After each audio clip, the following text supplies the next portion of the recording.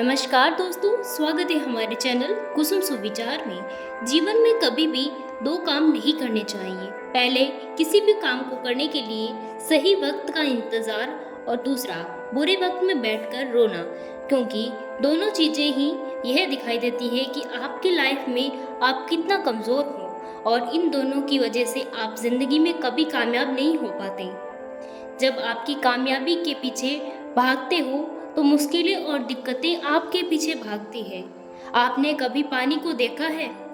जब पानी अपनी जगह से निकलता है तो उसका बहाव बहुत तेज होता है, लेकिन थोड़ी दूर जाने के बाद उसे रुकावटें, अंदर कूड़े, घास और क्रिकेट का भार डाल उसे रोकने का बहुत प्रयास करते हैं। कभी कभी तो उसकी धारा को भी रोक लेते हैं। छोटे छोटे कण, छोटी छोटी गंदगी और छोटी छोटी मुश्किलें तेज धारा को रोक भी देते हैं, लेकिन उसका मतलब ये नहीं कि पानी बहना छोड़ दे। पानी को हमेशा पता होता है कि उसकी मंजिल क्या है, इसीलिए वह बड़ी बड़ी दिक्कतें भी उसका रास्ता नहीं रोक पाती। सिर्फ कूड़े का ढेर और थोड़ी सी गंदगी साफ कर देने से पानी अपनी रफ्तार में दोबारा चलने लगता है। जिंदगी में खुद को भी ऐसे ही बनाओ। देखने का नज़रिया और सुनने का तरीका हमेशा सही रखना चाहिए। अगर आप गलत नज़रिए से चीज़ों को देखोगे तो हमेशा चीज़ें गलत ही होंगी, लेकिन आप अगर हमेशा चीज़ों को सही तरीके से सुनोगे तो आप हमेशा सही दिशा में चलोगे। 5 इंद्रियां ऐसे ही नहीं होती। आँख, कान, नाक, मुंह और स्कन, ये सारी चीज़ें ऐसे ही नहीं होती। ये सारी चीज़ें मिलकर तुम्हें चाहे तो बर्बाद कर दी, और अगर तुम इन्हें कंट्रोल करते हो तो ये सारी चीज़ें तुम्हें कामयाबी के रास्ते पर पहुंचा दे।